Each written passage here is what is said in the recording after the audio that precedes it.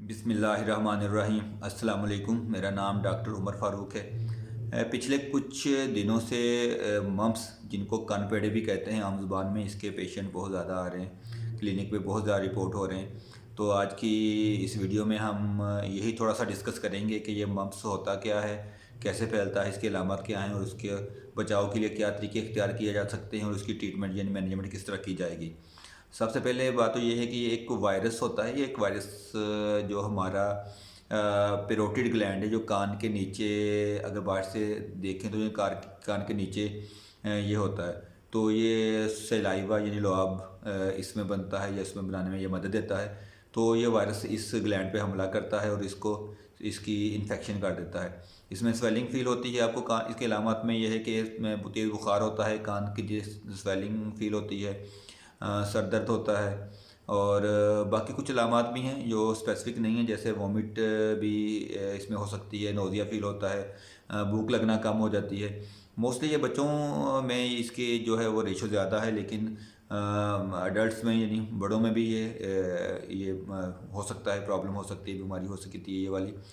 तो जिस बच्चे को या जिस पेशेंट को ये है हो जाए, उसको आपने रेस्ट करवानी है, उसको बाकी स्कूल से छुट्टी करवानी है, स्कूल नहीं भेजना उसको। बाकी जो ऐसी ज़्यादा रश वाली जगह हैं, तफरीही मकामात हैं, यानी इस जगह पे लेके नहीं जाना आपने। इसके अलावा आपने फ़ौरी तौर पर डॉक्टर से मशवरा करना है, डॉक्टर को दिखाएं। और जब तक आप डॉक्टर के पास नहीं जाते तो पेन और इसकी जो बुखार है उसको रोकने के लिए आपने पैनाडोल या पैरासीटामोल का सिरप इस्तेमाल करना है, या अगर बड़ा है तो उसमें पैनाडोल पैरासीटामोल की गोलियां इस्तेमाल करनी है।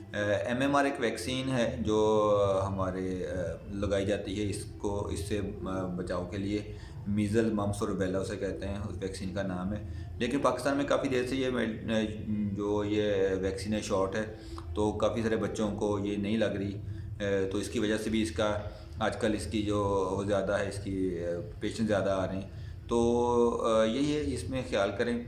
जिस बच्चे को, स्पेशली मेरा वीडियो बनाने का मकसद ये था कि ये इस 2-3 चीज़ें जो बहुत अहम है, जो पेशेंट्स के बच्चों के जो वालिदैन या उसके जो अटेंडेंट्स है वो पूछते हैं कि जल्दी दर्द इसमें ठीक नहीं हो रही और बुखार नहीं सेटल हो रहा। तो ये बताने कि इसमें 3 से 4-5 दिन लग जाते हैं दर्द सेटल होने में भी, वो बुखार सेटल होने में भी। तो एक तो ये चीज़, और दूसरा जिस बंदे को या जिस बच्चे को हो जाए उसको आपने रेस्ट करवाना है और कोशिश करें स्कूल ना भेजें।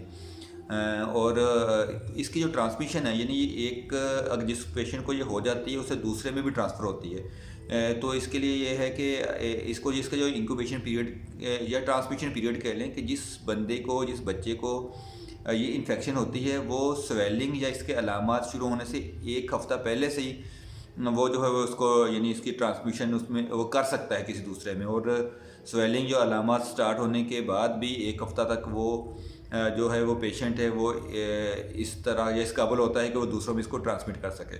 तो ये आपने ख्याल करना है। बाकी अपना और अपने प्यारों को बहुत सा ख्याल रखें। अल्लाह ताला हमारा हामी नसर। अल्लाह हाफ़िज़।